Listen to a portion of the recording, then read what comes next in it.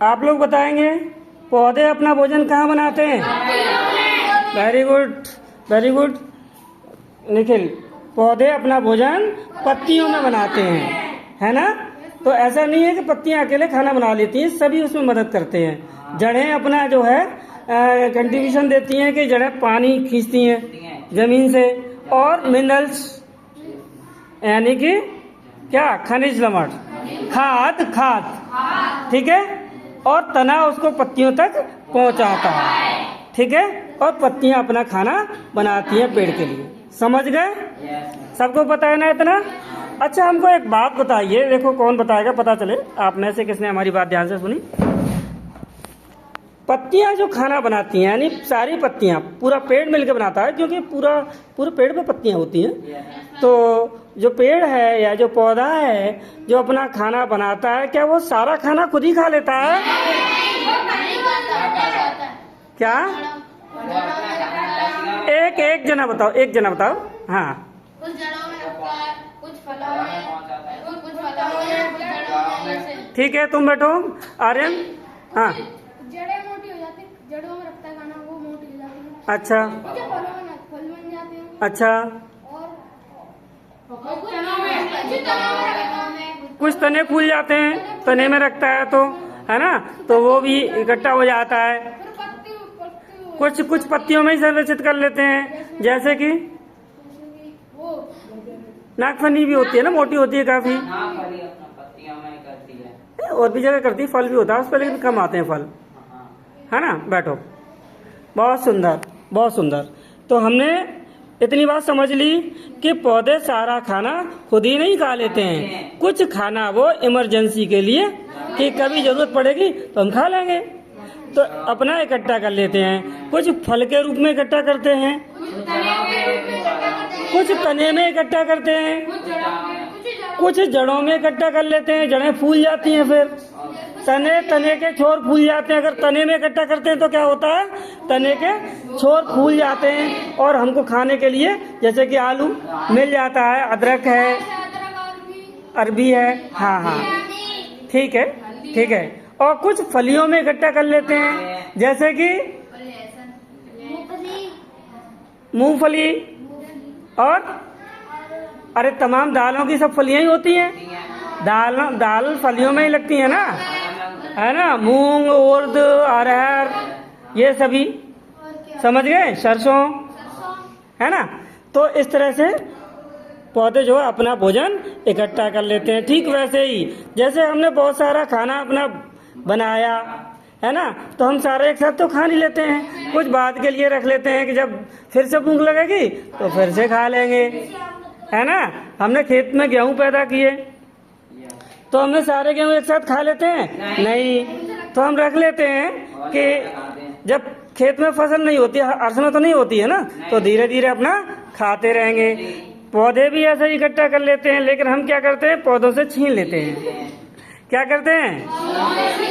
छीन लेते हैं। तो अब हम आगे इसी पाठ में पढ़ेंगे कि कौन कौन से पौधे अपना भोजन किस किस में अपना इकट्ठा करते हैं। जैसे कि जड़ों में कौन कौन से पौधे ऐसे हैं जो अपना भोजन जड़ों में इकट्ठा करते हैं, है ना, यानी जड़ों का रूपांतरण। हम क्या पढ़ेंगे?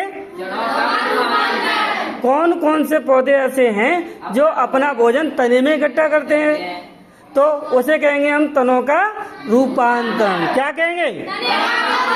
तने का रूपांतरण।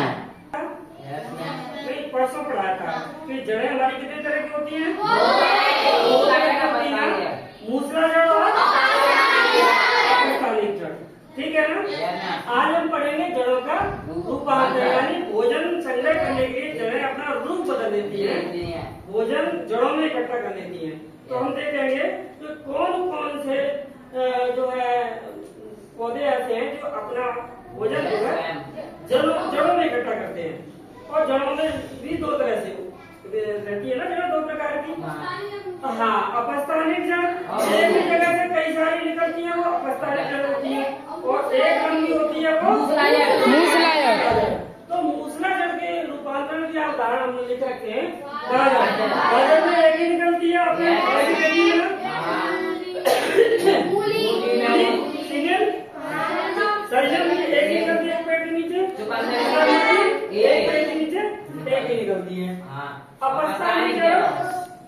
अपस्तानिक एक ही जगह से ढेर सारी निकलती है, तो इसलिए इसी तरह की इसकी सारी जगह होती है जिनमें शकरकंद एक जगह से निकलती है। कैसे? दहलिया, दहलिया का आपने देखा नहीं है तो मैंने देखा है। आलू, आलू के जैसा ही दिखता है वो। और प्याज, अब आप कहोगे प्याज तो एक ही निकलती है, लेकिन प्याज में क्या है कि वो layer by layer, layer by layer इकट्ठी होती जाती है, नीचे होती है ना। लेयर बाई लेयर तो बड़ी प्याज बन जाती है, समझ गए। अब हम देखेंगे कि कौन कौन से पौधे ऐसे हैं जो जड़ों में अपना खाना इकट्ठा नहीं करते, तने में इकट्ठा करते हैं, तने में इकट्ठा करते हैं। शांत हो। तो वहाँ हम लिख रखते हैं आलू। आपने देखा आलू, आलू सबने देखा है ना। आलू की खेती अपने यहाँ होती है।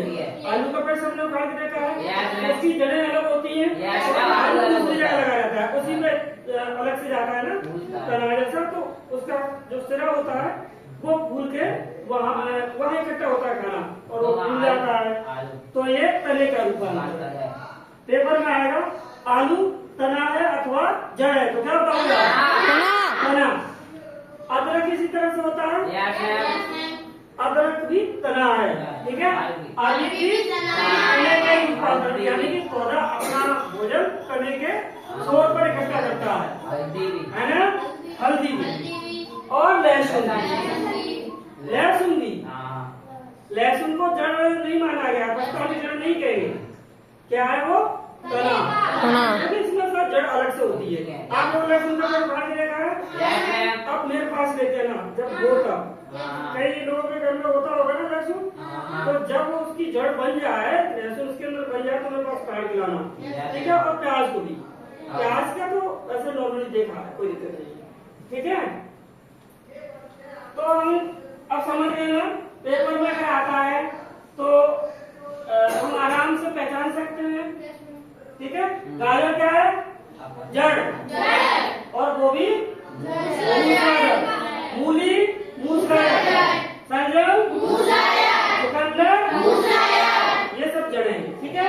और अपस्तानिक जड़ों में क्या क्या है? शकरकंद, डहेलिया, प्याज, ये अपस्तानिक जड़ें हैं। पेपर में आ जाएगा लहसुन, बताइए जड़ है, तना है, क्या है? तना है।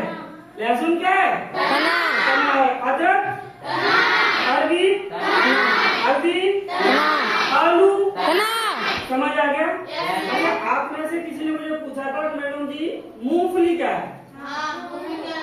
मूंगफली क्या है? तो मूंगफली ना तो तना है और ना ही जड़ है। मूंगफली एक फली है। कुछ फलियां ऊपर लगती है, बहुत जमीन के अंदर लगती है, ठीक है।